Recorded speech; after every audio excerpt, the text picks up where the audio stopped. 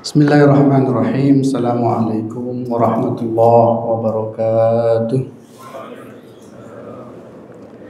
Alhamdulillah alladzi allafa baina qulubina wa asbahna bi ni'matihi ikhwana. Asyhadu an la ilaha illallah wahdahu sadaqa wa'dah wa nasara 'abdah wa a'azza jundah wa hazamal ahzaba wahdah.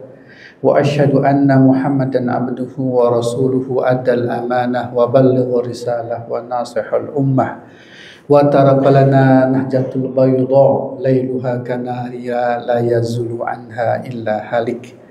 Wa salatullah wa salamullah ala nabiyyina wa syafi'ina wa qurrati a'yunina Muhammadin wa ala alihi wa sahbatihi wa qarabatihi wa ansarihi wa junudihi wa man tamassuk bi sunnati rasulih wa man jahada fillahi haqqa jihadih wa man da'wa bi da'watihi ila yaumil qiyamah wa ba'd.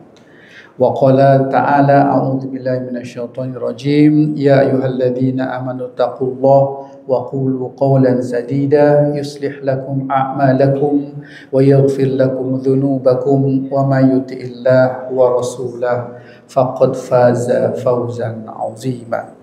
Teman-teman yang semoga Allah rahmati, pertama kita memuji Allah atas segala limpahan rahmat karunia anugerah yang Allah Ta'ala berikan kepada kita, sehingga pada sore hari yang berbahagia ini kita bisa berkumpul kembali di tempat yang paling mulia di muka bumi, yaitu masjid-masjid Allah, untuk beriktikaf. Kemudian kita sempurnakan dengan tulabul ilmi, menambah ilmu-ilmu untuk meningkatkan iman dan takwa kita.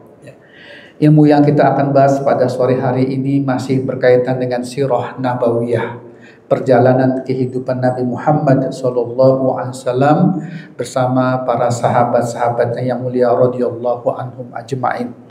Sengaja saya biasakan covernya adalah Masjidil Haram. Ya. Pernah ke sini Bapak, teman-teman? Ya, yang belum, semoga Allah Ta'ala berikan rezeki biar sampai ke sana. Amin ya rabbal alamin. Baik teman-teman sekalian yang Allah muliakan, kita teruskan pembahasan kita. Hari ini kita bahas mengenai beberapa potongan terhadap kisah-kisah pendek ya, yang berhubungan dengan as-sabiqunal awwalun. As-sabiqunal awwalun. As-sabiqun dari kata-kata sabaqa yusabiqu. Sabaq, duluan, orang yang duluan ya. Makanya di kita ada istilah musabaqah ya. Ada orang yang dari segi perlombaan duluan. Apa beda perlombaan dengan pertandingan? Nah, ini pertanyaan pembuka. Apa kira-kira teman-teman? Apa beda perlombaan dengan pertandingan? Kalau main bola perlombaan apa pertandingan? Pertandingan.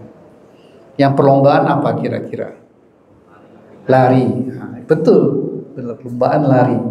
Jadi bedanya apa perlombaan dengan pertandingan?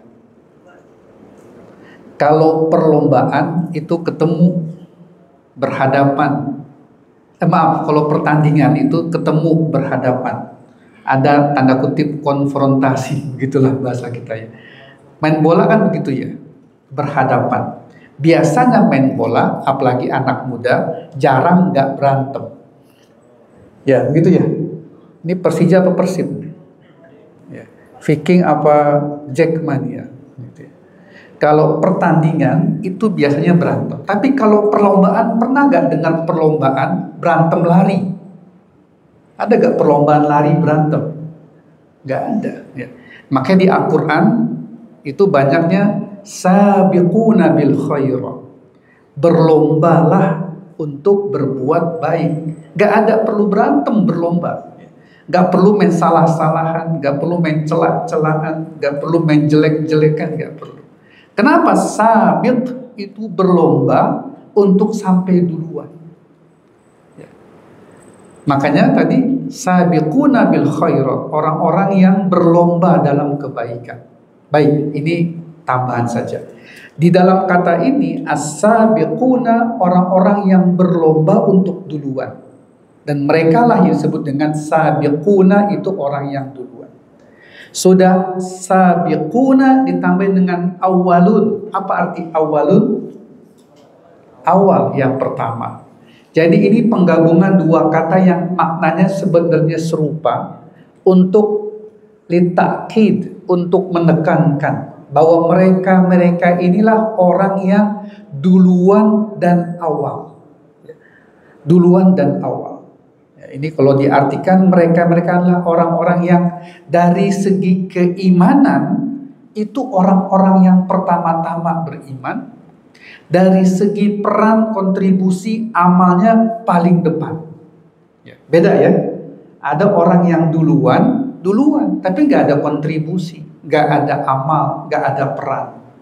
Al-as-sabiqun al-awwalun, orang-orang yang dari segi keimanan, keislaman duluan, tetapi peran dan kontribusinya juga apa? Paling banyak. Ya. Baik, ini judulnya demikian. Nah, teman-teman sekalian, seingat saya mungkin 2 bulan yang lalu kita sudah menuntaskan turunnya ayat dari Allah Subhanahu wa taala kepada Rasulullah sallallahu alaihi wasallam. Setelah turun surat Al-Alaq sebagai tanda kenabian, lalu ada jeda fatrah, ada kekosongan wahyu beberapa saat, dan kemudian turunlah Al-Mudassir dan Al-Muzammil. Apa? Al-Mudassir dan Al-Muzammil. Menurut para mufassirin, 2 surat ini turunnya berdekatan. Saya yakin teman-teman semua sudah hafal Al-Muzammil dan Al-Mudassir. Sudah ya? Sudah kan ya? Sudah hafal di luar kepala. Betul ya? Di luar kepala. Jauh. Ya, mudah-mudahan setelah ini hafal. Al-Muzammil, ya ayyuhal muzammil, apa yang berikutnya? Ya ayyuhal muzammil, kemudian qumil laila illa qalila. Al-Muzammil penekanan kepada menghadap Allah Subhanahu wa taala, membangun kekuatan mental spiritual, membangun kekuatan rohani Nabi sallallahu alaihi wasallam dan nanti para as-sabiqun al-awwalun. Qumil laila illa qalila nisfahu awin qus minhu qalila, dan seterusnya. Al-Mudassir, ya ayyuhal mudassir qum fa'anzir, bangun, sama-sama bangun, sama-sama qum. Teman-teman sekalian Allah rahmati, di dalam sejarah nanti mungkin sampai waktunya, itu kata-kata qum itu kata-kata yang sangat monumental. 2 ayat tadi, qum yang satu disuruh bangun untuk beribadah, yang satu lagi bangun untuk berdakwah. Qumil laila illa qalila, yang satu qum fa'anzir, bangun berdakwahlah, berilah peringatan. Nah, 2 ayat ini atau 2 surat ini menjadi satu bagian yang terintegrasi. Mau berdakwah harus sering ketemu Allah Ta'ala. Ya. Gak bisa orang berdakwah lalu gak ketemu Allah, gak berdekat-dekat dengan Allah, gak membangun suatu kekuatan dan ikatan yang kuat dengan Allah, gak bisa. Kita gak bisa untuk berdakwah ini gak bisa pakai prinsip lilin, menyinari orang lain tapi dianya apa? Terbakar, gak bisa. Ya. Untuk bisa menyinari orang lain, dia harus bersinar duluan. Sebagaimana kata anak-anak muda sekarang, apa? Menyala bang, gitu kan ya. Ya. Jadi mesti menyala dulu dia. Makanya qumil laila illa qalila, ayat surat berikutnya qum fa'anzir wa rabbaka fatahhir wa rabbaka fakabbir wa thiyabaka fatahhir wa rujza fahjur. Yang satu pendekatan dengan Allah, membangun kekuatan spiritual, mental, rohani. Yang satu lagi adalah perintah untuk memberikan peringatan. Sejak saat itu, teman-teman sekalian Allah muliakan, sejak saat itulah Nabi berdakwah.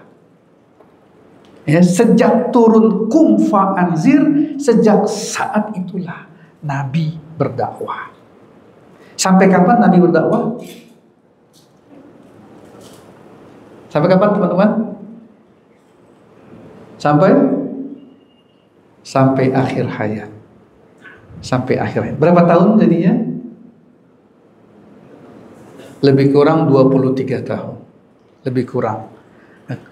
Dapat wahyu berumur 40 tahun, nanti wafat lebih kurang 63 tahun.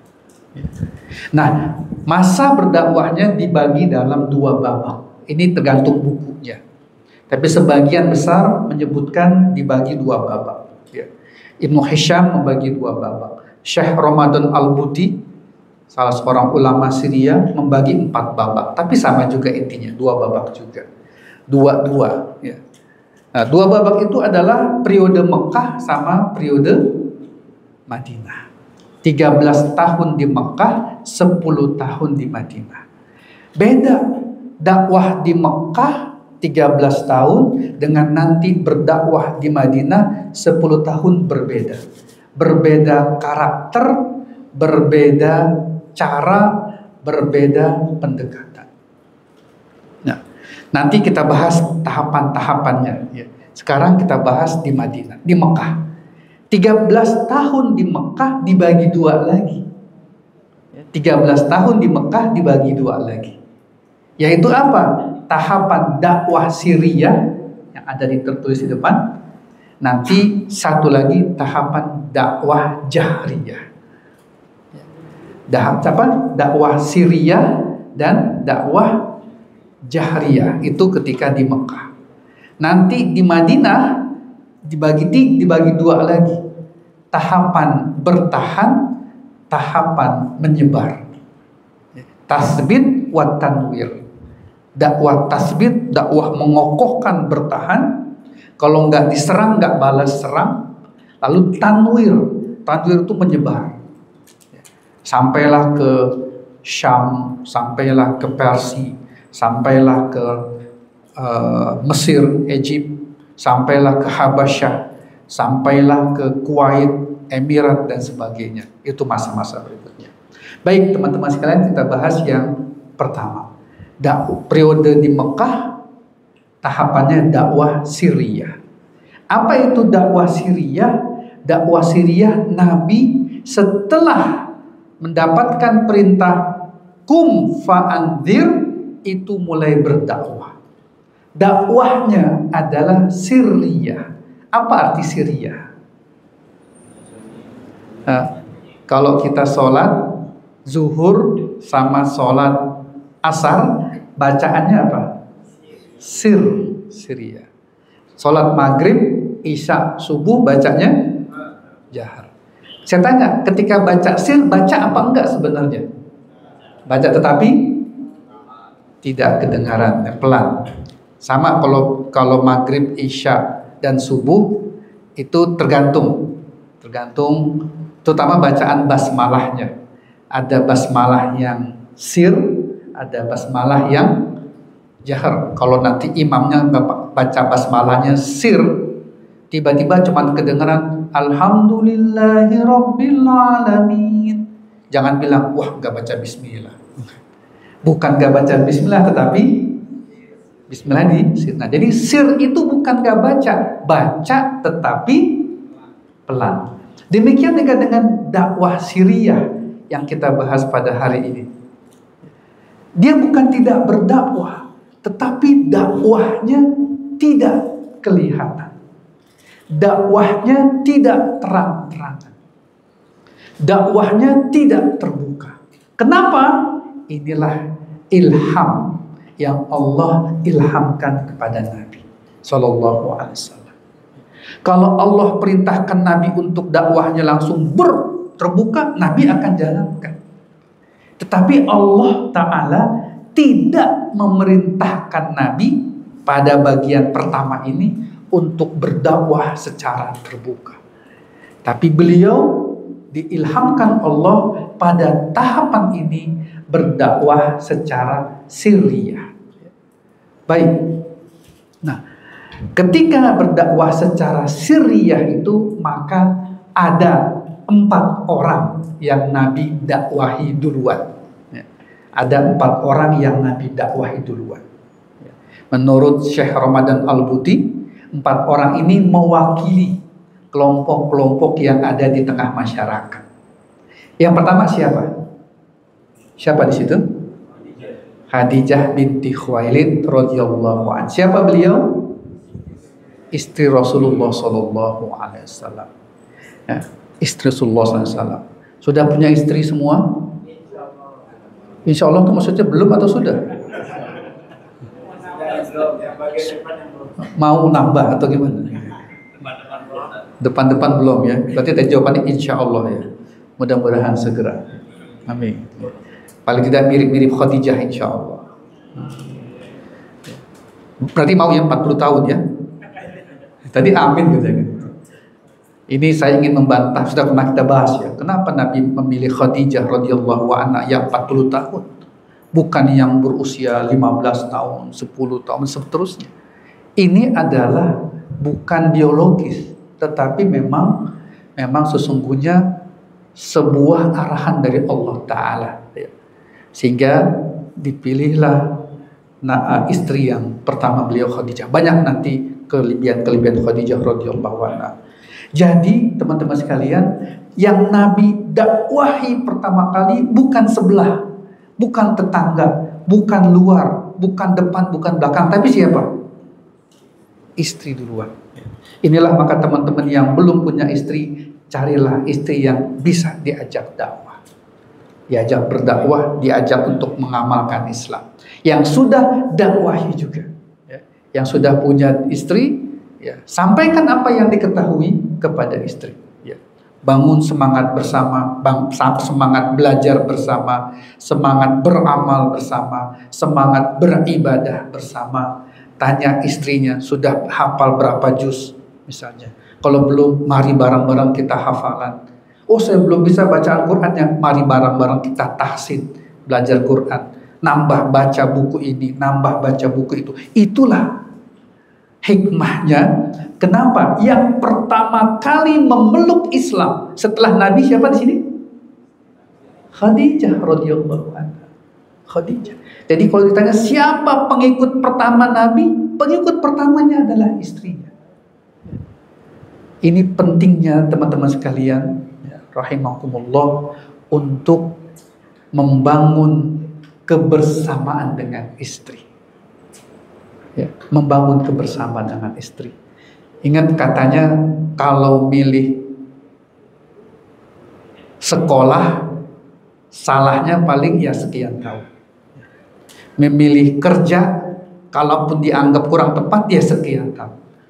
Tapi kalau milih istri nggak tepat, berapa tahun? Itu dia. Seumur hidup. Kawin lagi. Pilihannya berat juga ya. Seumur hidup dan semati. Maka sekarang kan ada muncul sehidup semati. Bukan sehidup semati sebenarnya, sehidup sesurga begitu. Kalau semati itu repot doang, setelah mati selesai. Baik, itu yang pertama. Yang kedua, saya pernah sampaikan itu ya, rumah Khadijah adalah di dekat Masjidil Haram. Kalau kita ke Masjidil Haram, mudah-mudahan Allah Ta'ala memberikan kita rezeki sampai sana insya Allah. Itu setelah Safa, Marwa, keluar Marwa, turun, di situ ada toilet besar. Toilet itu adalah rumahnya Abu Jahal. Kedepannya dikit, itu ubinnya, ubin dia benar ya? Lantainya, itu keramiknya beda dengan keramik yang lain. Ya. Kalau keramik pelataran Ka'bah di luar Masjidil Haram itu lebar-lebar keramiknya, besar-besar. Tapi rumah Khadijah itu keramiknya kecil-kecil. Untuk membedakan, disitulah rumah Khadijah. Disitulah Nabi tinggal bersama Khadijah radhiyallahu anha, punya anak Ibrahim, Qasim, Abdullah, meninggal semua. Lalu ada Zainab, Ummu Kulsum, Ruqayyah, Fatimah.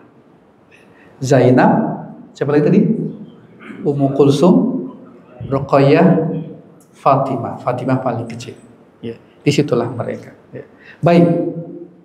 Tetapi bersamaan dengan itu, di rumah itu juga sampai setelah mendapatkan wahyu dan agak besar dikit juga tinggal Ali bin Abi Thalib radhiyallahu anhu.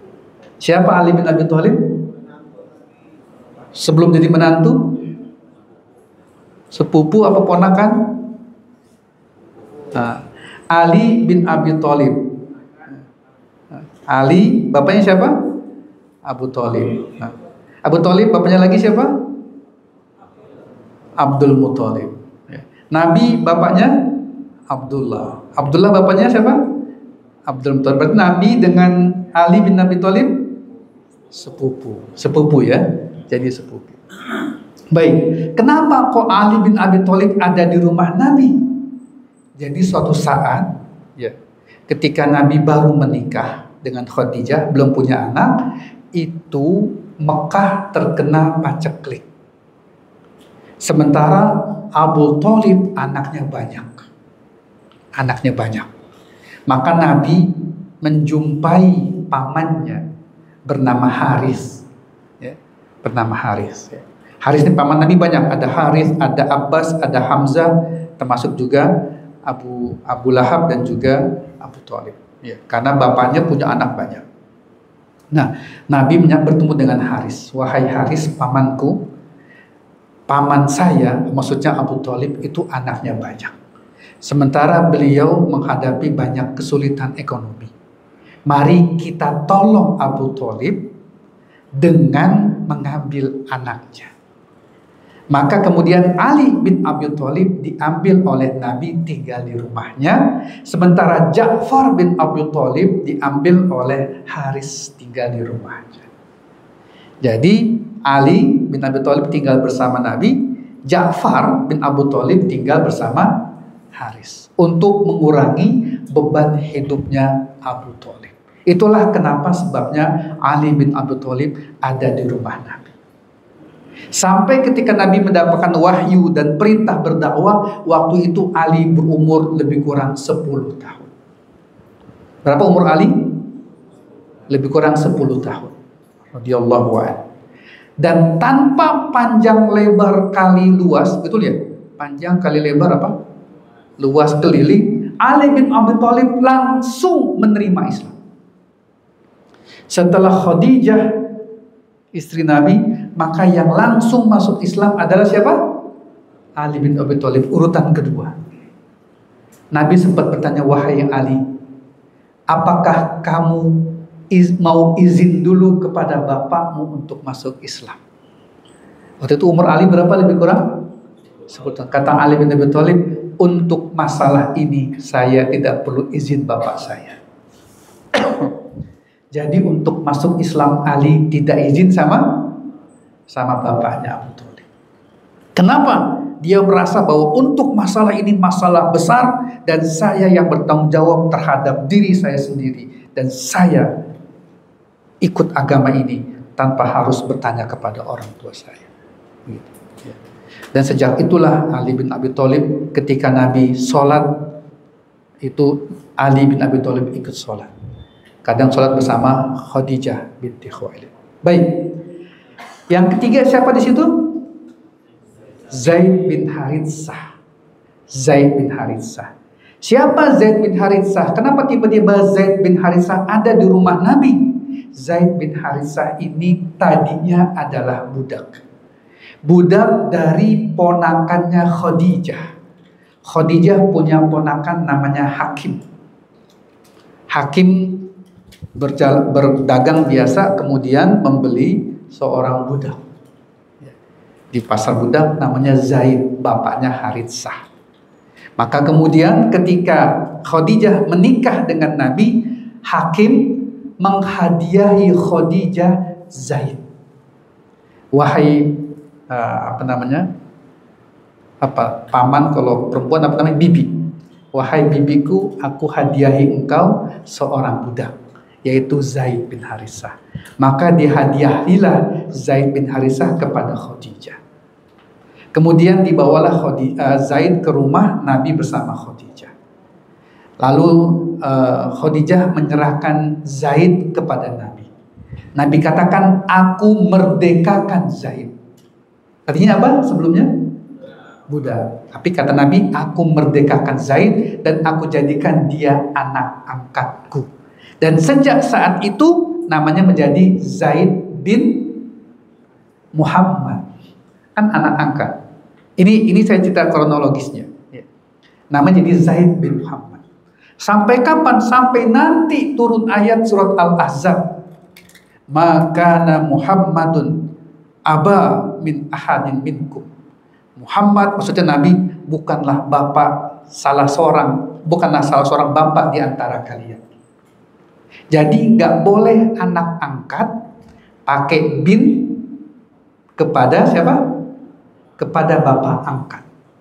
Walaupun Nabi mencintai Zaid sampai dikasih nama Zaid bin Muhammad, tetapi Allah Ta'ala melarang, turun ayat tadi surat Ahzab, tidak boleh anak angkat menggunakan bin kepada bapak angkat. Dia harus kepada bapak aslinya. Siapa bapak aslinya? Haritsah. Jadi kembalilah sejak turun ayat itu, namanya menjadi tetap kembali ke awal Zaid bin Haritsah. Nanti panjang tuh kisahnya. Zaid menikah dengan Zainab binti Jahsy. Lalu kemudian gak cocok dan mereka cerai. Lalu kemudian Nabi menikahi Zainab binti Jahsy. Artinya menikahi, bahasa kitanya mungkin menikahi mantan istri anak angkat boleh. Karena anak angkat tidak ada hubungan biologis darah kepada bapak angkat. Teman-teman sekalian yang Allah muliakan, ini bicara masalah nasab. Nasab itu jelas di dalam Islam. Kalau kita mundur ke bab lain, di dalam bab yang namanya maqasidus syariah, ya, tujuan-tujuan maksud syariah, itu salah satunya adalah hizbun nasab atau hizbun nasab. Bahwa tujuan syariah ini menjaga, memelihara nasab. Nasab itu mesti dijaga, ya. Dijaga hati-hati. Cuman sayang negeri kita ini pakai bin cuman beberapa saat. Betul ya? Kita kapan pakai bin? Menikah. Ya begitu ya? Menikah pakai bin. Apalagi setelah itu? Meninggal. Apalagi? Udah ya? Repot. Bahaya sebenarnya. Secara hukum bahaya. Menikah. Boleh gak seorang anak, mohon maaf, anak angkat perempuan dinikahkan oleh bapak angkatnya? Sah gak? Gak sah. Kalau kita nggak ngerti itu bahaya, nggak sah pernikahannya. Karena pernikahannya nggak sah, nanti berarti mohon maaf pergaulan suami istrinya nggak sah, anaknya juga lahirnya tidak jelas dan seterusnya, kacau. Makanya maqasidus syariah adalah hizbun nasab atau hizbun nasab, menjaga keturunan, menjaga nasab. Yang repotnya nauzubillah min zalik, pergaulan bebas ini bisa merusak nasab. Hati-hati ya. Semoga kita terhindar, keluarga kita, keturunan kita terhindar dari pergaulan bebas yang benar-benar merusak nasab. Ya. Misalnya, ya mungkin antum tahulah ya, kisah seorang perempuan digauli oleh 4 orang, misalnya gitu. Ya. Betul ya? 4 apa 5? Misalnya 4 lah gitu ya. Kadang-kadang kan 13 gitu. Kadang-kadang saya bingung 13 tuh gimana? Jangan dipikirin gimana ya. Tapi maksud saya itu nanti nasabnya bagaimana coba? Siapa bapak biologisnya? Bapak sahnya siapa? Di zaman jahiliyah, pernah saya bahas waktu itu. Zaman jahiliyah, Aisyah radhiyallahu anha pernah mengatakan, di zaman jahiliyah dulu itu ada 4 model pernikahan. Salah satunya begitu. Seorang perempuan mengibarkan bendera di depan kamarnya untuk mempersilahkan laki-laki datang ke rumahnya, kemudian mereka melakukan pergaulan suami istri. Nanti ketika mengandung, hamil, stop pergaulannya, dan ketika melahirkan dipanggillah semua yang punya saham. Saham. Apa istilahnya ya? Saham lah gitu ya. Lalu nanti dengan cara ahli nasab, ahli macam-macam ditunjuk, kamu bapaknya begitu. Kan nggak jelas. Oleh karena itu, ini sekedar masukan tambahan bahwa Islam menjaga nasab. Kembali ke Zaid bin Haritsah. Jadi sempat namanya Zaid bin Muhammad. Tapi kemudian Allah Ta'ala pada berikutnya mengatakan tidak boleh kembali ke Zaid bin Haritsah. Nah, jadi Kenapa Zaid bin Harithah ada di rumah Nabi? Begitu ceritanya. Ya. Budak yang dihadiahkan oleh ponakannya Khadijah, lalu Khadijah menyerahkan Nabi, Nabi memerdekakannya, nah, kemudian tinggal di rumahnya. Nah, ketika telah dimerdekakan oleh Nabi, datang bapaknya. Siapa bapaknya? Kata siapa? Karena ada binnya. Ini maksud saya, ini pentingnya pakai bin. Saya alhamdulillah pernah sekolah di Malaysia, itu semua pakai bin dan binti. Kalau Melayu atau kalau Muslim. Kalau India dia pakai A strip P, anak perempuan. Dari siapa? Ya, misalnya Komaresen, anak laki-laki Dana Sapilangan. Nama susah ya gitu ya. Kalau Cina juga begitu kan ya, nama keluarga kan. Le Kuan Hong, Le itu adalah bapaknya, nama keluarga. Repotnya kita nggak pakai. Coba nama antum siapa? Syarif Hidayat. Bapaknya Hidayat bukan? Bukan. Saya tebak doang aja kan. Contoh doang, contoh. Itu contoh saja. Kembali ke sini. Jadi Zaid bin Harithah ketika sudah tinggal lama bersama Nabi, datanglah bapaknya yang nyari-nyari di mana anak saya. Sampailah ke rumah Nabi, disitulah anaknya. Ketemulah bapak dengan anak, peluk-pelukan dan seterusnya. Lalu kata Harithah, wahai Muhammad, ini sebelum jadi Nabi ya, ini anakku. Engkau telah merawatnya dan engkau telah merdekakannya. Izinkan saya mengambil kembali anak saya. Kata Rasulullah SAW, wahai Harithah, silahkan saya serahkan kepada anaknya. Apakah mau ikut kembali denganmu atau tidak? Tanyakanlah kepada Zaid, wahai Zaid, apakah engkau mau ikut ayahmu atau mau tetap tinggal di sini? Apa kata Zaid kira-kira? Tetap mau tinggal bersama Nabi. Saya tinggal di sini saja. Jadi Zaid tetap tinggal bersama Nabi. Akhirnya bapaknya setelah ketemu pulang kembali ke kampungnya tanpa membawa Zaid. Dan kembali ke masalah 4 orang pertama yang masuk Islam, Zaidlah orang ketiga yang masuk Islam. Masih di lingkungan rumahnya Nabi SAW. Masih di rumahnya. Ya, Nabi, Khadijah, Ali bin Abi Thalib, kemudian tadi siapa? Zaid bin Harithah. Setelah itu baru keluar dari rumahnya. Dan orang pertama yang Nabi dakwahi siapa? Abu Bakar As-Siddiq radhiyallahu anhu. Namanya adalah Abdullah. Kita mungkin baru tahu ya. Nama aslinya adalah Abdullah. Abu Bakar As-Siddiq. Siapa nama bapaknya berarti? Nama bapaknya Abu Bakar Siddiq bukan. Ini saya tes. Namanya adalah Abu Quhafah. Kalau di buku Sirah Ibn Hisham dikatakan nama aslinya Abdullah bin Abu Quhafah. Tapi beliau dapat gelar pertama Atiq. Jadi Abdullah bin Abu Quhafah dapat gelar Atiq, sehingga dipanggil adalah Atiq bin Abu Quhafah. Setelah masuk Islam dan selalu membenarkan Nabi, ya, lalu tambahin dengan kata-kata As-Siddiq. Jadi As-Siddiq ini adalah gelar dari Abu Bakar karena selalu membenarkan perkataan Nabi. Nabi katakan dalam sebuah hadis sahih muttafaq alaih, mudah-mudahan tidak salah, itu Nabi katakan, ketika aku berdakwah, satu-satunya yang tidak membantah dan tidak menolak ajakanku, langsung menerima dakwahku adalah Abu Bakar. Maka beliau dinamakan As-Siddiq radhiyallahu anhu. Nah, teman-teman sekalian, inilah 4 orang pertama yang masuk Islam. Syekh Ramadan Al-Buti mengatakan ini 4 orang ini menggambarkan golongan masyarakat. Khadijah perempuan, ibu-ibu. Kalau kata orang sekarang apa? Harisan emak-emak. Nanti Khadijah lah radhiyallahu anha yang kemudian berdakwah ke emak-emak yang lain. Termasuk nantinya adalah Fatimah binti Abu Bakar. Fatimah binti Khattab. Siapa Fatimah binti Khattab? Fatimah binti Khattab. Berarti dia adik apa anaknya? Adiknya siapa? Umar bin Khattab. Enak pakai bin ya sebenarnya. Ketahuan kan? Fatimah binti Khattab. Berarti dia adiknya Umar bin Khattab. Fatimah suaminya bernama Sa'id bin Zaid. Yaitu dari mana Fatimah masuk Islam? Dari dakwahnya Khadijah. Ali bin Abi Thalib 10 tahun kemudian sampailah usia mudanya, masih muda, itu berdakwah kepada golongan anak muda.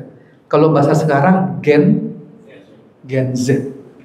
Ya, Ali bin Abi Thalib mendakwahi anak muda. Nanti ketemulah itu Ibnu Mas'ud, Ibnu Zubair, pokoknya pakai Ibnu lah ya.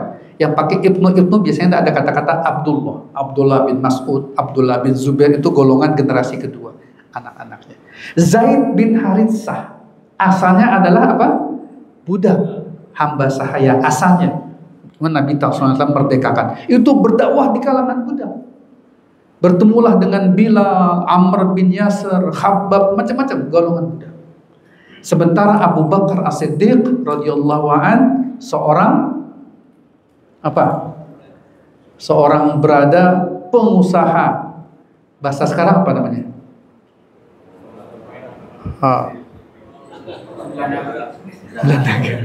Sembilan naga boleh deh. Tajir. Kalau bahasa Arab tajir. Anak sekarang bilang tajir melintir. Ya. Maka masuklah nanti dari beliau, nanti kita lihat ya. Ada Abdurrahman bin Auf, Sa'ad bin Abi Waqqas, dan seterusnya. Nah, teman-teman sekalian yang Allah muliakan, inilah 4 orang pertama yang masuk Islam. Setelah ini semua keluarga Nabi, Zainab, Ruqayyah, Ummu Kulsum, Fatimah, langsung 4-4-nya masuk Islam. Zainab nanti menikah dengan seorang laki-laki bernama Abul Ash. Waktu menikah dia belum masuk Islam. Ada satu bab sendiri, kisah cinta Zainab. Nanti tunggu sinetronnya. Ini menarik, kisah cinta Zainab. Sedikit saja. Zainab menikah belum masuk Islam, pasangannya. Kemudian hijrah. Ketika hijrah, Zainab ikut hijrah. Suaminya nggak ikut hijrah, kan belum masuk Islam. Zainab hijrah bersama Nabi ke Madinah. Perang Badar, suaminya ikut perang Badar, tapi ada di pasukan musuh Quraisy. Peranglah Nabi dengan sahabat berperang Badar, ketemulah dengan suaminya Zainab. Suami Zainab tidak terbunuh, tapi tertawan. Ditawanlah suaminya Zainab. Ketika ditawan diumumkan, barang siapa yang bisa tebus, silakan menebus dirinya sendiri. Maka ditebuslah, siapa ini namanya? Abul Ash ini ditebus. Maaf, Zainab gak ikut hijrah, masih di Mekah. Ditebus oleh Zainab. Nebusnya dengan sebuah kalung. Kalungnya dulu dikasih oleh ibunya. Siapa namanya ibu Zainab? Khadijah. Ya, Khadijah. Jadi kalungnya Khadijah dikirim ke pasukan kaum muslimin untuk menebus siapa? Suaminya Zainab. Sampailah kalung ini ke tangan Nabi. Dia kata, ini kalung istriku. Untuk apa ini? Untuk menebus. Siapa yang ditebus? Abul Ash. Siapa Abul Ash? Suaminya Zainab. Nabi menangis.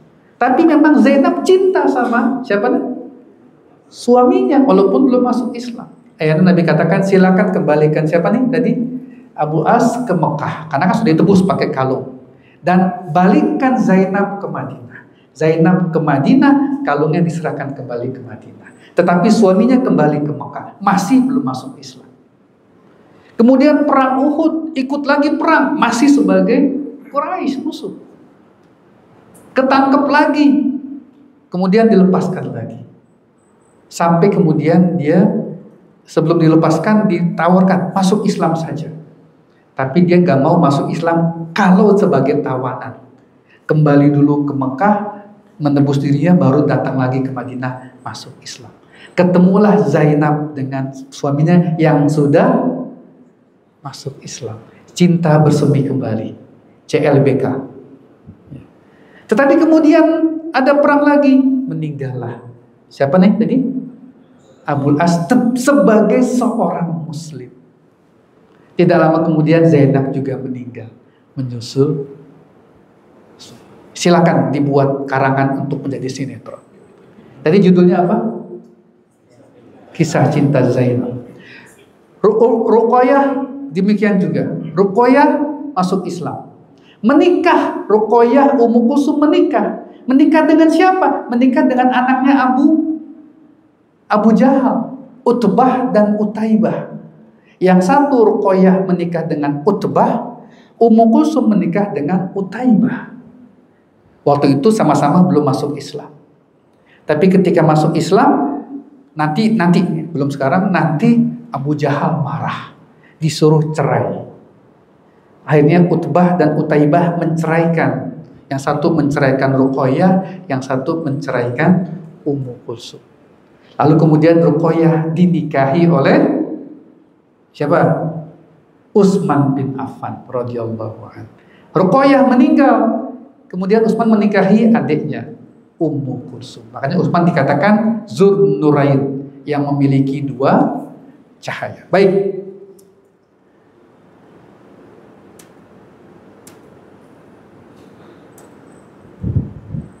Nah, teman-teman sekalian, dari 4 tadi itu bersama Nabi mereka semua berdakwah.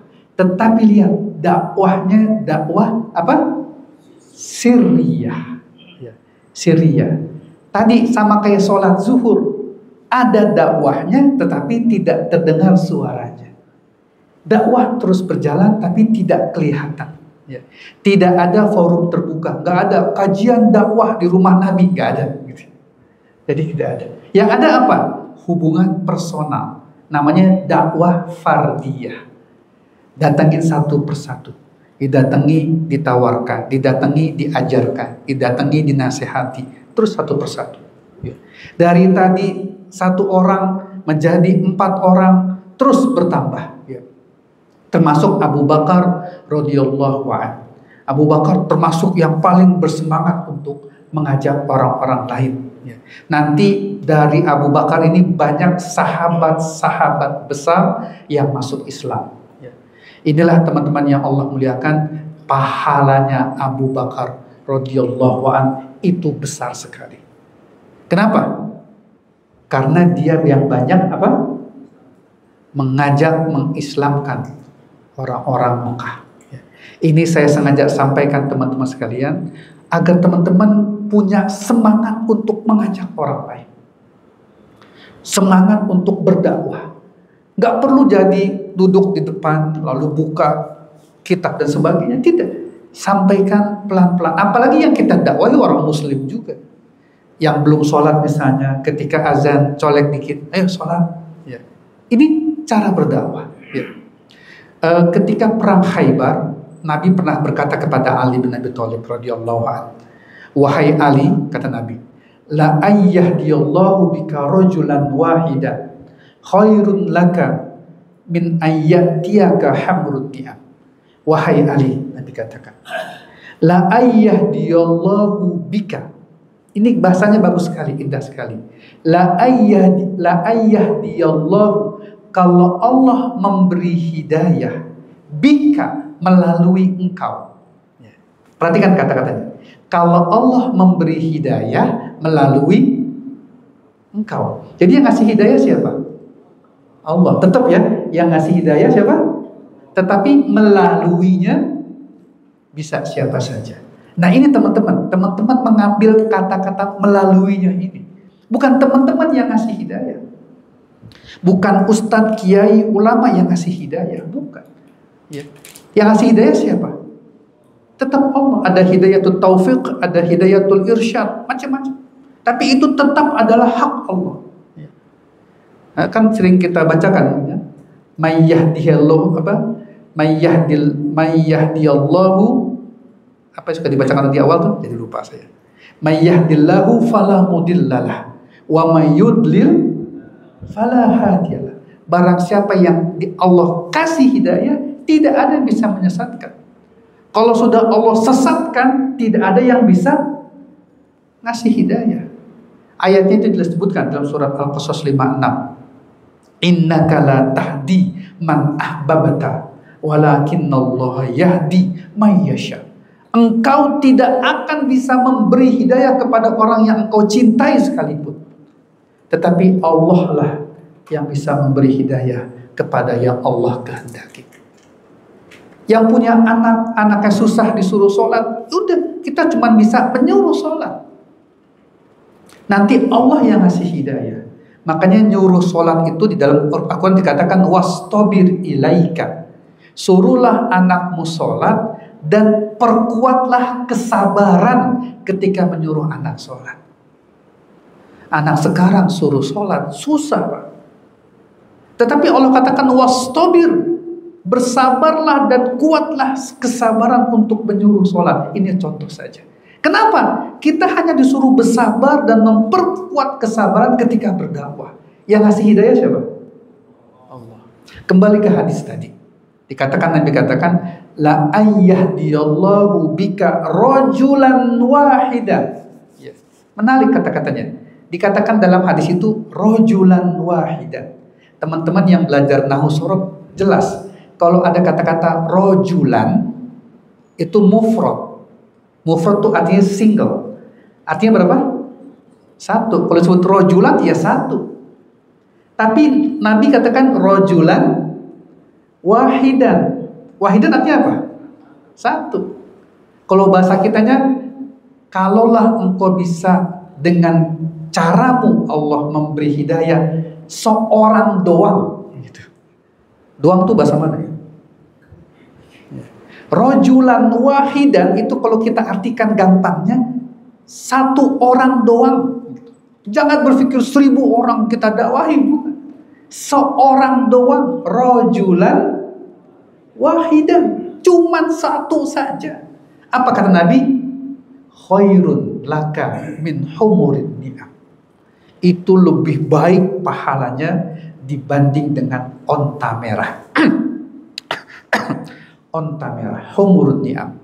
Hadis yang serupa dengan itu katakan khairun laka minad dunya wa ma fiha.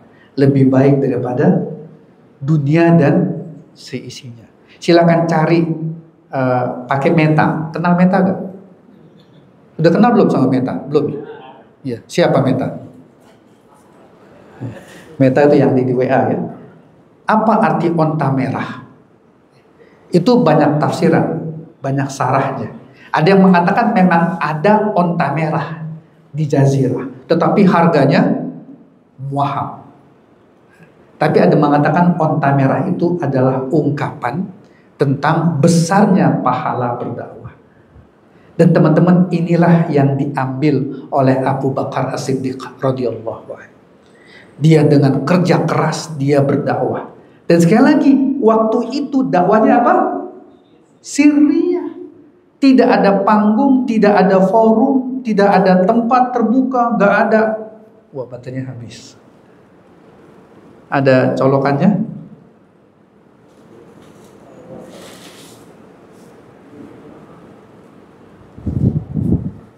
Nggak apa-apa, sambil jalan. Nggak, ini bukan kode sudah habis waktu, bukan ya? Baik. Nah, teman-teman sekalian, saya teruskan. Ya. Jadi di dalam masa 3 tahun pertama itu seperti itu. Ya.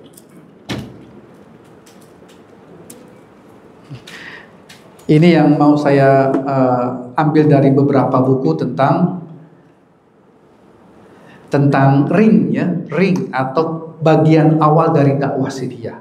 Yaitu pertama keluarga inti. Tadi saya sebutkan di situ ada Khadijah, istri Nabi radhiyallahu anha, ada Ali bin Abi Thalib, anak asuh Nabi, sepupu yang tinggal di rumahnya, ada Zaid bin Haritsah, anak angkat Nabi yang dulunya adalah budak yang Nabi merdekakan, lalu ada Fatimah, Ruqayyah, Ummu Kulsum, Zainab. Ingat, inilah basis keluarga. Dalam bahasa dakwah dikatakan al-qaidah, ya, al-asalah, ya. Basis dasar dakwah itu adalah apa? Keluarga. Ya. Keluarga adalah basis dakwah. Upayakan membangun dakwah dari mana? Dari keluarga. At-Tahrim ayat 6. Ya ayyuhallazina amanu qu anfusakum wa ahlikum nar. Jagalah dirimu dan jagalah keluargamu dari api neraka. Inilah yang Nabi contohkan. Inilah yang nanti menjadi hikmah dan ibrah bagi siapapun kaum muslimin, aktivis Islam, aktivis dakwah, apapun namanya, dia harus memperhatikan keluarganya. Salah seorang pendakwah dari Mesir bernama Hasan al-Banna menyebutkan tahapan dakwah setelah takwin al-fard al-muslim, membangun pribadi muslim, maka tahap keduanya adalah takwin baitul muslim, membina keluarga Islam. Dan Nabi mencontohkan demikian. Maka bibit-bibit dakwahnya dari rumah. Wanita-wanita solih hanya ada di rumah. Ada anak-anak muda dari rumah. Ada anak-anak kecil juga dari rumah. Ini yang pertama. Dari situlah diri sendiri, masyarakat, keluarga, lalu nanti bergerak ke masyarakat. Baik, yang berikutnya adalah baru dakwah kepada orang-orang terdekat, kepada orang-orang yang memang bisa dipercaya, tidak mengganggu dakwah, tetapi bisa menerima dakwah. Lihat, ini perlu ilmu tersendiri. Ya, dilihat orangnya, wah kayaknya bisa nerima nih, itu dideketin. Dilihat orangnya, wah kayaknya nggak bisa nerima, nggak dideketin duluan. Ini tahapan-tahapan ketika awal berdakwah. Tidak semua orang didakwahi, tapi dipilih. Ya, dipilih. Ada istilahnya pemikul utama beban. Kenapa? Karena nanti orang-orang pertama dakwah ini akan menjadi pelopor-pelopor utama dalam dakwah. Akan menjadi pilar-pilar pertama dalam dakwah. Akan menjadi pemikul-pemikul utama dalam dakwah. Lihatlah Abu Bakar As-Siddiq, betapa dia berkorban habis-habisan untuk dakwah. Ketika akan perang Tabuk, Nabi katakan kepada para sahabat-sahabatnya, kita perlu dana besar untuk perang Tabuk. Silakan jika ada yang mau berinfak untuk perang Tabuk. Maka Umar bin Khattab radhiyallahu anhu berkata kepada diri sendiri, sekarang saya mau mengalahkan Abu Bakar. Dikutuk. Kata siapa? Kata Umar, saya mau kalahkan Abu Bakar. Kenapa? Karena selama ini Umar kalah terus sama Abu Bakar dalam hal berkorban. Apa kata Umar? Ya Rasulullah, aku berinfak untuk perang Tabuk. Nabi berkata kepada Umar, wahai Umar, apa yang kau sisakan untuk keluargamu? Aku sisakan seperti yang aku serahkan. Kalau dia punya harta segini, dia serahkan separuhnya, dia sisakan di rumahnya. Itulah lebih kurang perkataan Umar. Gak lama setelah Umar bangga dengan infaknya itu, datanglah Abu Bakar menyerahkan infaknya kepada Rasulullah. Rasulullah, ini infakku untuk perang Tabuk. Lalu Rasulullah berkata kepada Abu Bakar, wahai Abu Bakar, apa yang kau sisakan di rumahmu?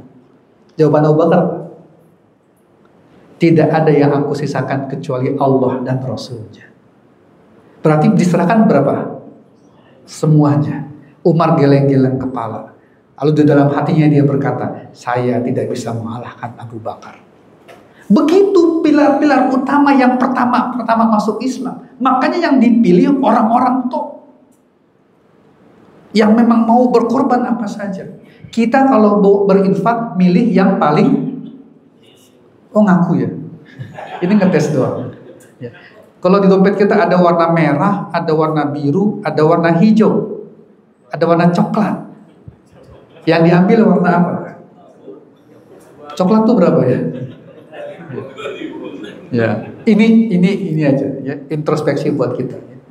Nah, Nabi SAW itu memandang siapa-siapa yang memang bisa menjadi pemikul-pemikul. Di dalam bahasa buku dikatakan hamilur risalah, pemikul-pemikul beban. Ya. Maka kemudian nanti kita lihat nanti berikutnya, bagaimana Abu Bakar berdakwah kepada teman-teman terdekatnya. Nah, inilah yang disebut dengan as-sabiqun al-awwalun. Walaupun ayat ini turun nanti menjelang hijrah ya. Allah katakan wasabiqunal awwaluna, orang-orang pertama, minal muhajirina wal ansor ya. Jadinya as-sabiqunal awwalin itu adalah lebih kurang 120 orang muhajirin plus nanti ada orang-orang ansor.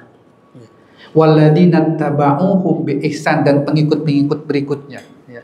Radhiyallahu anhum wa radu'an. Teman-teman sekalian, apa yang kita harapkan kecuali Allah meridhoi kita? Itulah harapan tertinggi kita ya. Kemudian dikasih, Allah katakan wa'adda lahum jannat telah disediakan buat mereka surga-surga, taman-taman, tajri tahtahal anhar, yang mengalir di dalamnya sungai-sungai, khalidina fiha, kekal berada mereka di dalamnya abadan selamanya, dzalikal fawzul azim.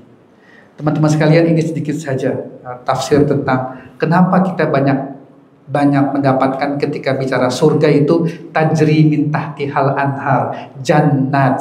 Apa jannat itu? Asalnya taman-taman. Teman-teman orang Indonesia, ya, kita ke Bogor dikit ketemu taman, betul ya? Taman Kebun Raya Bogor, kan taman ya.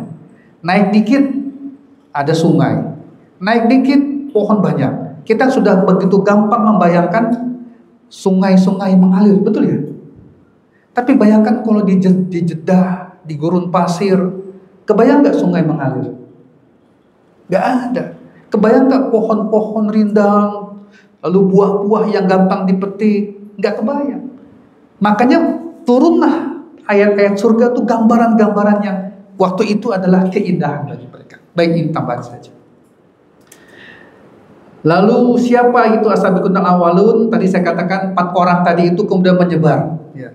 Sahabat-sahabat yang masuk Islam melalui Abu Bakar. Nah, kita katakan Abu Bakar radhiyallahu anhu itu pahalanya banyak. Tadi 1 orang saja itu seperti dunia dan isinya dalam hadis, atau onta merah. Kalau 1, kalau 2 tinggal dikalikan 2. Kalau dia nanti mendapatkan lagi dakwah berikutnya, mengalir gak nih? Kalau dia dapatkan lagi, mengalir. Kalah MLM. Ya, MLM berapa persen? Saya nggak tahu, saya nggak ikut MLM. Tapi begitulah pahala berdakwah. Jadi kalau dikatakan dalam sebuah hadis, idza mata ibnu adam in qata'a amaluhu, jika seorang anak Adam meninggal maka terputuslah amalnya, illa min salasin, kecuali 3 kan, al ilmu yantafi'u bih, apalagi kemudian al shadaqatul jariyah gitu ya. Itu yang sebut dengan tadi itu hal-hal yang mengalir pahalanya. Sedekah jariyah, ilmu yang bermanfaat, anak yang mendoakan orang tuanya. Seperti itulah dakwah. Dia mempunyai orang yang diajak direkrut, orang yang diajak lagi merekrut lagi, orang yang diajak lagi terus itu mengalir pahalanya. Dalam sebuah hadis panjang itu, man sanna sunnatan hasanatan, barang siapa mencontohkan sebuah contoh yang baik diikuti oleh orang lain, maka dia mendapatkan pahala orang yang mengikutinya tanpa mengurangi pahalanya dia. Diikuti lagi, Masya Allah. Kalau dihitung berapa pahalanya Abu Bakar Siddiq, berapa pahalanya Utsman bin Affan, berapa pahalanya Umar, Masya Allah. Makanya terkutuklah orang-orang yang mencaci maki sahabatnya. Nauzubillah min dzalik. Baik, siapa saja? Ada Utsman bin Affan. Abu Bakar yang direkrut siapa? Lihat, Utsman. Kenapa? Sesama apa? Sama pengusaha. Ya. Kalau antum yang direkrut berarti ya apa-apa, sesama pegawai kan ya. Ya. Artinya inilah pentingnya ya, memahami konsep merekrut berdakwah itu. Siapa lagi? Zubair bin Awam, Tolhah bin Ubaidillah, Sa'ad bin Abi Waqqas, Abdurrahman bin Auf, dan seterusnya. Dan beberapa rekrutan dakwahnya Abu Bakar As-Siddiq itu beberapanya adalah termasuk 10 orang yang dijamin masuk surga. Termasuklah Utsman bin Affan, Zubair bin Awam, Tolhah bin Ubaidillah, Sa'ad bin Abi Waqqas, dan beberapa lagi. Jadi yang diikuti memang tokoh-tokoh. Lalu ada nanti Amr bin Yasir, Suhaib bin Sinan, lalu ada Bilal bin Rabah, dan seterusnya. Keluarga Yasir, Khabbab bin Arats, Ibnu Mas'ud, Al-Arqam bin Arqam, dan seterusnya. Ya. Ada yang direkrut orang-orang lemah dan sahaya, juga tidak. Ada juga yang orang-orang kalangan terhormat. Nah, jamaah yang Allah muliakan, di sini memang saya sedikit angkat ada 2 pendapat. Ya. Ya. Tapi kita mesti jeli memandang 2 pendapat ini. Pendapat pertama ini dipakai oleh Ibnu Hisham dalam sirahnya, dikatakan bahwa memang sebagian besar yang terekrut menjadi masuk Islam di tahap awal ini adalah orang-orang lemah, du'afa, hamba sahaya, orang-orang miskin, dan seterusnya. Ini ada hikmahnya, ada ibrahnya. Kenapa? Karena orang-orang miskin hamba saya duafa itu ingin kebebasan. Dan agama ini pada tahap awal mengajarkan kebebasan. Tidak ada yang perlu ditakuti, tidak ada yang perlu dihormati, tidak ada yang perlu kecuali Allah saja. Jadi muncullah kebanggaan diri bahwa dia walaupun lemah, tapi dia di bawah kekuasaan yang maha tinggi, Allah Subhanahu wa Ta'ala. Itu satu sisi. Tapi juga ada yang mengatakan bahwa yang ikut dalam dakwah tahap awal tidak hanya orang-orang lemah, tapi juga ada orang-orang besar. Tadi Utsman bin Affan pedagang, Sa'ad bin Abi Waqqas pedagang, Abdurrahman bin Auf pedagang, orang-orang kaya. Yang mereka memang pengen juga mendapatkan kebebasan. Makanya kan Islam ini adalah dinul hurriyah, agama merdeka, agama kebebasan. Tidak ada penyembahan kepada manusia kecuali kepada Allah Ta'ala saja. Tetapi ada juga mengatakan bahwa walaupun ada orang-orang besar, ada pedagang-pedagang kaya, ada tokoh-tokoh yang tajir, apa tadi istilahnya? Tajir melintir, tapi ingat, mereka tidak berkuasa. Baik hamba sahaya, miskin, duafa, ataupun para pedagang-pedagang kaya itu, mereka apa tadi? Tidak berkuasa. Yang berkuasa siapa? Tokoh-tokoh Quraisy, Bani Hashim, Bani Abdul Manaf, Bani Qusay, tokoh-tokoh yang mereka berkumpul di Darun Nadwa. Teman-teman ini perhatikan bahwa selama dakwah itu belum menyentuh kepada orang-orang yang berkuasa saat itu, maka dia masih tidak bisa melakukan ibadah secara merdeka. Walaupun berkuasa. Abu Bakar Siddiq apakah tidak disiksa? Nanti disiksa juga. Dalam riwayat dikatakan Abu Bakar Siddiq disiksa sampai hidungnya nggak kelihatan. Kenapa nggak kelihatan? Berdarah, dipukuli sampai dia pingsan. Dan ketika dia sadar, dia tidak menanyakan tentang dirinya, tapi dia bertanya, di mana Muhammad? Saking cintanya kepada Rasulullah SAW. Baik, ya. Jamaah yang Allah muliakan, saya teruskan.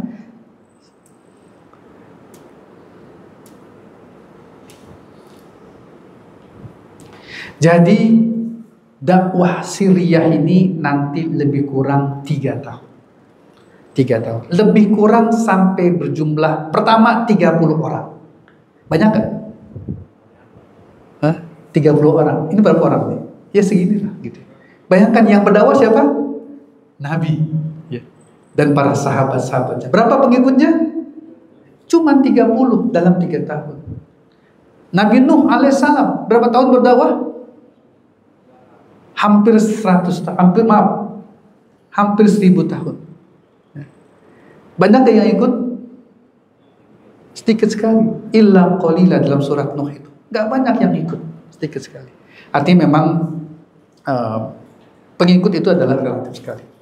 Baik, kenapa harus Siriyah? Ini pertama. Yang pertama adalah untuk menghindari perlakuan buruk kafir Quraisy.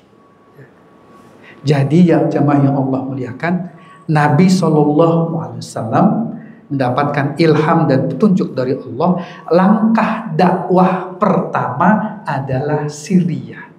Menghindari apa? Menghindari konfrontasi, menghindari konflik, menghindari kemungkinan-kemungkinan buruk yang mungkin akan ditimpakan oleh musuh-musuh yang tidak mau menerima Islam. Jadi untuk menghindari itu dilakukan dakwah secara apa? Siriyah. Langkah bijak agar masyarakat Quraisy waktu itu tidak kaget menghadapi hal yang sangat mungkin menggusarkan mereka. Kenapa? Ingat di dalam surat tadi apa? Al-Mudassir, qum fa'anzir wa rabbaka fakabbir. Allah engkau besarkan. Besarkan kan Allah saja. Berarti yang lain apa? Dikecilkan. wa rabbaka fakabbir wa thiyabaka fatahhir wa rujza fahjur. Itu tafsirnya apa? Dari berhala-berhala yang ada menyingkirlah, menghindarlah. Bayangkan, sementara di Ka'bah ada 360 berhala. Lata, Uzza, Manat itu ada di mana-mana. Ada berhala-berhala yang terbuat dari besi. Ada kalau orang kaya maka berhala yang terbuat dari emas. Di bawahnya dari besi. Di bawah lagi dari kayu. Di bawah lagi dari tepung gandum. Yang kalau nanti gak punya makanan maka dipoteklah berhalanya. Ya, begitu ya. Ini kan gambaran tidak memang berhala itu atau Tuhan-Tuhan palsu itu memang tidak menggunakan akal. Nah, teman-teman sekalian, ini adalah antara tawazun antara strategi dan tawakal. Bukan berarti takut dalam artian tidak tawakal, tetapi ini strategi. Ini perlu saya sampaikan bagian dari teman-teman untuk memahami bahwa sirriyah dan nanti juga jahriyah itu adalah strategi dakwah. Kalau memang masyarakatnya sangat keras kepada Islam, maka pilihlah dakwah sirriyah. Contohnya apa? Silakan ke Rohingya. Cek sama teman-teman yang ada di sana Rohingya, atau di Xinjiang di Cina, atau di Mesir beberapa tempat. Ya. Yang kalau ketahuan jenggot panjang saja diambil, ditarik. Yang kalau ada supir taksi kemudian berhenti untuk mau sholat, ditarik orangnya dan ditangkap. Nah, kalau demikian gimana situasinya? Maka dia harus memilih strategi apa? Dakwah Syria. Spanyol pada zaman-zaman ketika datang Nasrani dan menghabiskan kaum muslimin, yang ketahuan sholat ditarik dari rumahnya, digantung di pohon-pohon di pinggir Spanyol, Andalusia. Silakan cek sejarah. Atau ditarik, dimasukkan ke dalam lorong-lorong bawah tanah penjara-penjara mereka. Itu ada jepitan kepala, ada listrik, ada macam-macam.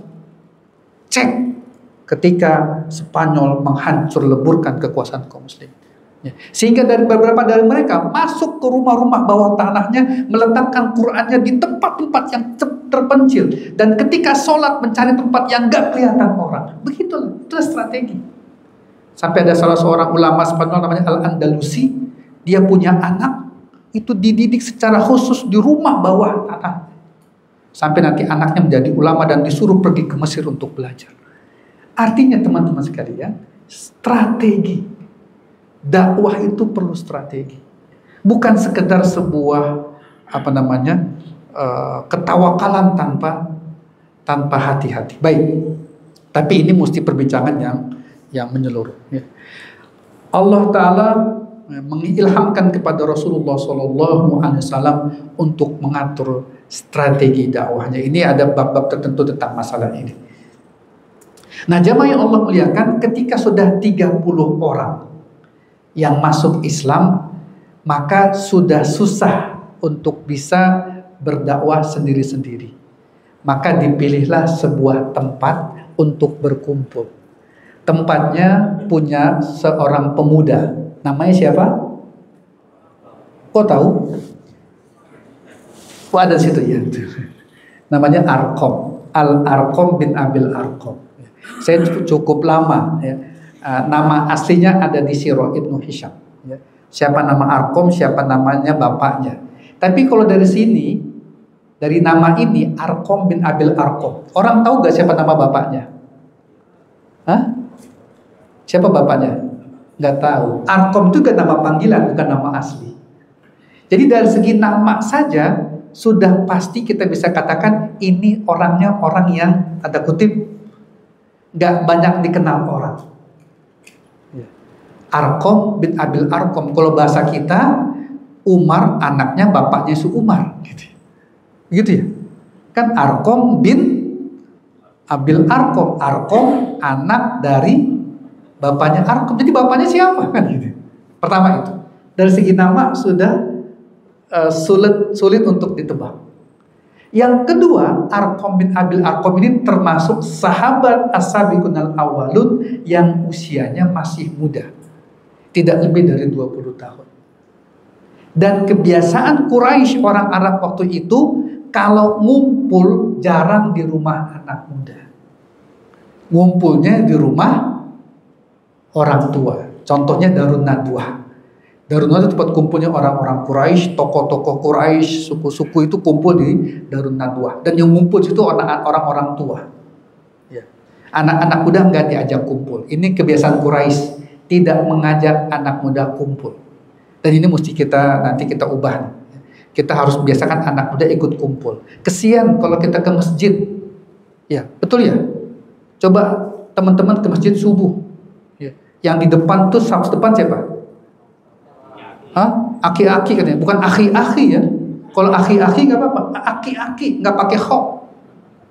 Ya. Nanti kalau udah aki-aki itu yang satu batuk, sebelah sana gantian batuk lagi sebelahnya. Gitu. Soalnya buat gantian batuk kan gitu ya. Kesian. Anak mudanya mana? Gak ada. Nah, baik kembali tadi. Arkom masih muda. Jadi orang nggak menyangka kalau di rumah Arkom bin Abil Arkom tuh berkumpul sampai 30 orang. Buktinya apa? Nanti kita lihat sejarah masuk Islamnya Umar bin Khattab radhiyallahu anhu.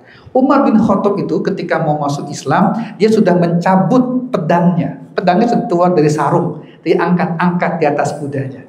Umar kalau naik kuda, kakinya nyentuh tanah. Itu pernah naik kuda nggak? Nah, kalau nggak, silakan datang ke Bekasi. Bekasi ada tuh tempat kuda-kuda gitu. Coba kalau naik kuda, sampai di mana kaki antum menyentuh tanah? Nyentuh nggak? Oh, berarti belum sepantar sama Umar, berarti belum.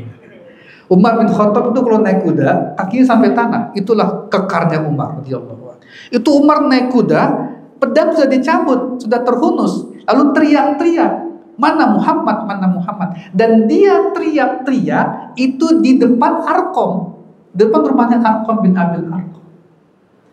Tapi dia nggak tahu di mana Rasulullah SAW berkumpul dengan para sahabatnya, menunjukkan bahwa orang nggak tahu ngumpulnya di rumah siapa? Arkom. Ya. Cuman sayangnya nama Arkom ini dipakai oleh sebuah jamaah di Indonesia dulu ya. Pernah dengar nggak? Apa nama jamaahnya? Darul Arkom. Dulu zaman saya kuliah di UI sekitar tahun 88-an, pusatnya di Margonda. Kemudian, tapi di pusatnya di Malaysia. Banyaklah kisahnya di Malaysia itu.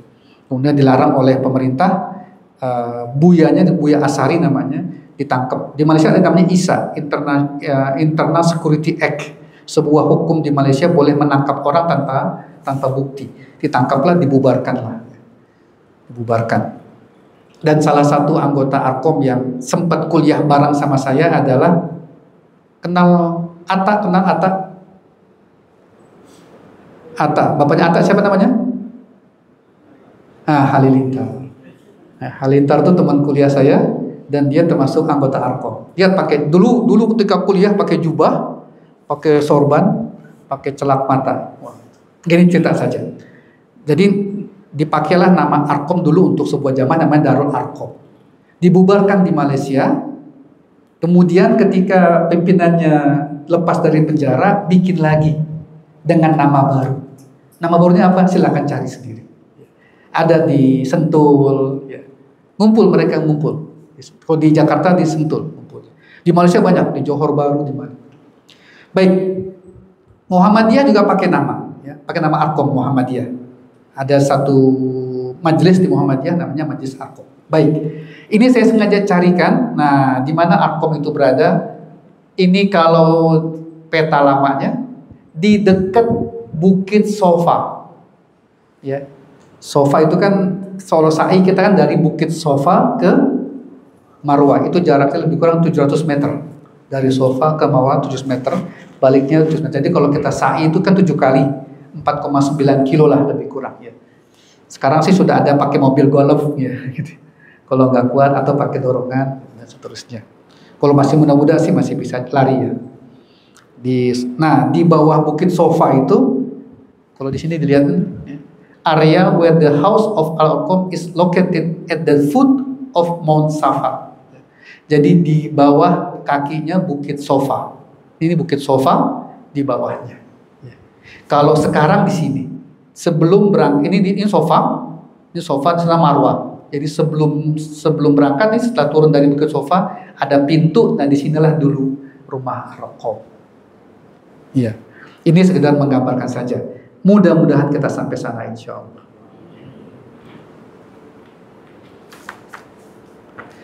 Nah, jadi ngumpul di rumah Arqam dari mulai 30 orang sampai berapa ya? Jadi berkumpul 30 orang di rumah Arqam bin Abil Arqam sebagai markas dakwah ya. Sampai lebih kurang 40 orang. Ya. Sampai lebih kurang 40 orang. Ya. Disinilah Nabi berdakwah selama 3 tahun. Ya. Kadang malam mereka ke lorong-lorong untuk sholat berjamaah bersama. Sholatnya waktu itu 2 rakaat. Jadi asalnya sholat memang 2 rakaat. Asalnya sholat 2 rakaat. Maka ada istilah masna. Sampai kapan nanti setelah Isra Mi'raj muncullah yang untuk zuhur jadi 4, asar jadi 4, dan maghrib jadi 3, serta isya jadi 4. Tapi awalnya dulu 2. Dan banyak nih di sholat malam. Jadi surat Al-Muzammil itu qumil laila illa qalila nisfahu amin qus minhu qalila, itu kewajiban sholat malam 2 rakaat malam. Ya. Malam doang, siang. Sampai kapan? Sampai nanti turun surat Al-Muzammil ayat 20. Ya, nanti tanya ustadznya. Ya. Bahwa kamu sibuk maka di faqra'u ma tayassaru min, maka boleh dikurangi. Nah, ini yang perlu jadi penekanan ya. Bahwa karakter dakwah Siriyah adalah Siriyah markaziyah tarbiyah. Siriyah nggak kelihatan, sembunyi-sembunyi, personal, tidak ada kumpul besar-besaran. Ya. Kemudian markaziyah itu fokus, ya. Tarokiz, berfokus, berpusat, ya. Memfokuskan ke beberapa hal. Fokusnya apa? Bahas akidah, bahas ruh, ibadah dan ruhiyah.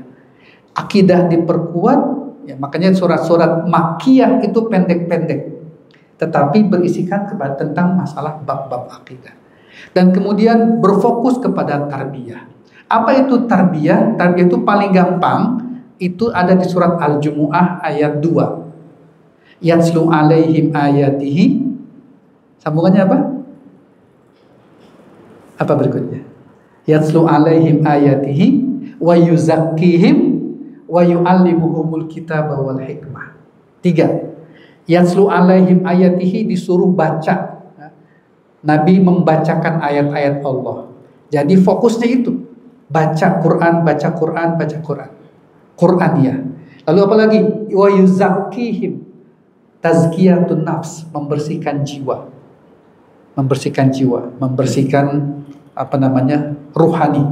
Yang ketiga, wa yu'allimuhumul kitaba wal hikmah. Lalu ditambahkan dengan ilmu-ilmu Al-Quran dan Sunnah. Tafsirnya Al-Kitab wal hikmah adalah Quran dan Sunnah. Jadi ada tilawah, ada tazkiyah, ada ta'lim. Itu 3 dari dakwah Siriyah. Sampai kapan? Sampai dari yang tadi 30 sampai kemudian lengkaplah hampir lebih kurang 40. Dari berapa tadi awalnya? Dari 1 menjadi 4 menjadi 30 menjadi 40. Setelah 40 lebih kurang 3 tahun. Ya, ini beberapa pendapat para penulis-penulis sirah nabawiyah, tapi sebagian besar berpendapat setelah 3 tahun turunlah 2 ayat Al-Quran. Yang pertama, fasda bima tu'mar wa a'rid 'anil musyrikin. Ya. Sampaikanlah semuanya. Fasda bima tu'mar, sampaikanlah semuanya sebagaimana kami perintahkan, dan berhati-hatilah kepada kaum musyrikin. 1. Turun lagi ayat berikutnya, wa andir ashiratakal aqrabin. Berdakwalah kepada keluarga besar kalian dan kepada kerabat kalian. 2 ayat inilah yang mengubah dari fase dakwah Siriyah kepada dakwah Jahriyah. Jahriyah itu terbuka. Ya.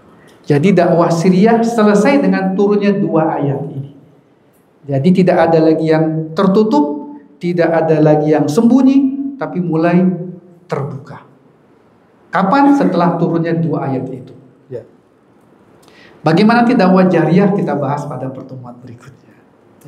Kita coba ambil beberapa hikmah dan ibroh. Ini singkat saja. Tadi beberapa sudah saya sampaikan. Karena pada hal pentingnya sirah nabawiyah adalah mengambil hikmah dan ibroh. Pertama, besarnya pahala mengajak kepada kebaikan. Kebaikan orang yang diajak akan mengalir terus kepada orang yang mengajak. Teman-teman sekalian, saya mengingatkan diri saya sendiri semua, mari kita mulai mengajak orang. Dengan mengajak oranglah kita memperkuat diri sendiri. Kalau kata orang begini, nunjuk 1 orang tapi berbalik berapa nih? Berbalik ke kita 4. Ketika kita mengajak orang, misalnya lah, ayo sholat, kan kita harus sholat duluan. Harus rajin duluan sholatnya. Ketika kita ngajak orang ngaji, ayo ngaji, maka kita harus ngaji duluan. Ketika kita ngajak orang berzakat, berinfak, bersodakoh, maka kita harus berinfak, berzakat, bersodakoh duluan. Dan seterusnya dan seterusnya. Jadi ketika kita mengajak orang, itu sebenarnya kita sedang melatih diri kita. Tapi kalau kita nggak ngajak orang, itu kemungkinan besar kita nggak mencoba untuk memperbaiki diri terus. Di samping tadi pahala yang dijanjikan oleh Allah dan Rasulnya sangat besar. Dan disinilah sebenarnya intinya kebaikan. Kebaikan itu harus disampaikan. Dalam surat Ar-Rahman dikatakan hal jazaul ihsan. Apa berikutnya? Hal jazaul ihsan illal ihsan. Tidak ada balasan kebaikan kecuali kebaikan pula. Berikutnya apa? Duat harus tanggap berdakwah dan merekrut. Maka teruslah harus berdakwah dan merekrut. Pilar yang kuat sangat diperlukan bagi dai untuk menopang dakwah sebelum masuk tahapan-tahapan dakwah berikutnya, dakwah terbuka. Jadi dakwah awal Syriah ini adalah orang-orang penting, orang-orang utama, orang-orang pilar-pilar yang kokoh, yang nanti dia akan menghadapi banyak tantangan dan cobaan yang dia harus hadapi duluan. Apalagi kemudian dai sesudah Rasulullah SAW agar melakukan perencanaan secara cermat, mempersiapkan sarana-sarana untuk mencapai tujuan dakwah tanpa mengurangi tawakal kepada Allah. Jadi dakwah, berjuang, berjihad harus menggabungkan strategi dan perencanaan dengan tawakal. Jangan terlalu bergantung kepada strategi lalu tidak tawakal. Atau jangan sangat tawakal lalu nggak pakai strategi. 2 hal ini harus digabungkan. Betapa banyak dakwah yang tidak menghitung-hitung strategi malah akhirnya menghasilkan tanda kutip kekacauan dalam dakwah. Kita tidak menginginkan demikian. Kita pengennya dakwah ini semakin lama semakin baik, semakin subur, semakin berkembang. Apapun latar belakang dakwahnya. Keluasan yang ditentukan syariat berdasarkan realitas sirah. Teman-teman sekalian, ini penting. Saya katakan istilah keluasan. Bahwa dakwah itu nanti harus luas. Jangan terlalu kaku, tapi juga jangan terlalu encer. Dan disinilah sebenarnya pelajaran sirah nabawiyah pentingnya. Saya pernah dapat kiriman dari beberapa teman. Kenapa Palestina dibantu oleh Libanon, apalagi Iran yang Syiah begitu. Begitu, betul ya? Pernah dapat kan? Seharusnya lebih baik berjihad itu tanpa bantuan. Berarti nggak lihat sirah. Dalam sirah nabawiyah, Nabi hijrah.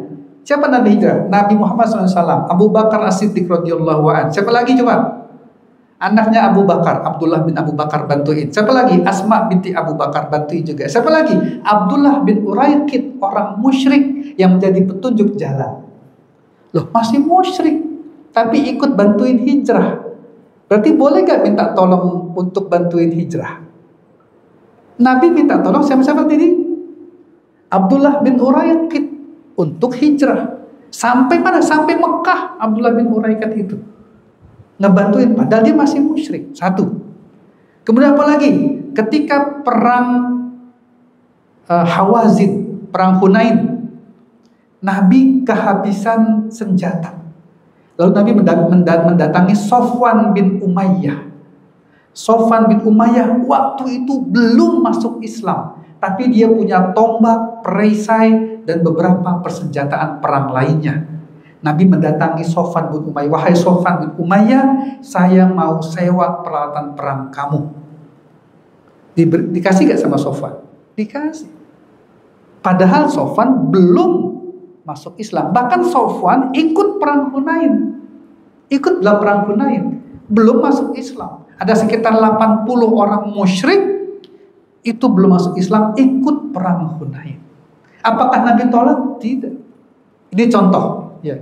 Ini pentingnya membahas sirah nabawiyah untuk penerapan di dalam dakwah sehari-hari.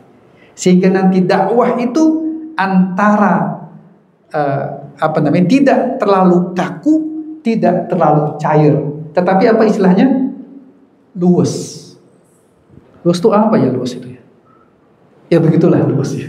Antum tahulah. Tetapi tempatkan pada tempatnya. Jangan memudah-mudahkan, jangan menyulit-nyulitkan. Wallahu a'lam bishawab. Kemudian yang terpenting ini, pentingnya tarbiyah, pendidikan dan pembinaan. Teman-teman sekalian, dakwah yang kita lakukan ini adalah dakwah yang sifatnya terbuka. Ya. Tapi tadi lihat, Abu Bakar As-Siddiq, Utsman bin Affan, Bilal bin Rabah, tokoh-tokoh penting itu dihasilkan bukan dari dakwah terbuka, tapi dari dakwah siriyah.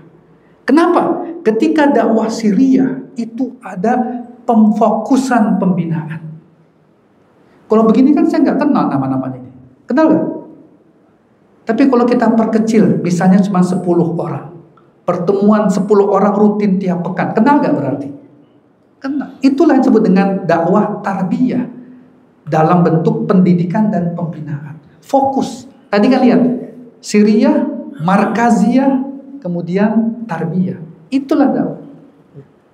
Dalam perang Hunain, dalam surat At-Taubah, itu dikatakan oleh Allah Subhanahu wa taala satu-satunya perang yang jumlahnya besar, perang Hunain, 12.000 orang berangkat dari Mekah menuju ke Hawazin atau ke Tabuk atau ke Taif. Lalu timbullah ke iz'ajabatka kasratukum, ketika kalian bangga dengan jumlah besar, kalah akhirnya. Padahal perang-perang sebelumnya Nabi jumlahnya dikit, menang. Kenapa kalah dan bangga? Karena banyak orang baru masuk Islam, imannya belum kokoh. Untuk memperkokohnya apa? Ya muhajirin, berhijrah dulu dan seterusnya. Baik, tarbiyah adalah awal dari sebuah peradaban besar. Tarbiyah adalah awal dari kebangkitan dan kejayaan. Kita perlu forum-forum yang lebih kecil, lebih fokus, lebih terpantau. Ya, kalau bahasa hadis Arba'in An-Nawawiyah itu dikatakan oleh Nabi SAW dalam hadis itu, riwayat Umar bin Khattab, fa'asnada rukbataihi ila rukbataihi. Datangkan seseorang ganteng, bajunya putih, rambutnya hitam, itu lalu dia meletakkan apa? Lututnya ketemu sama lutut Nabi.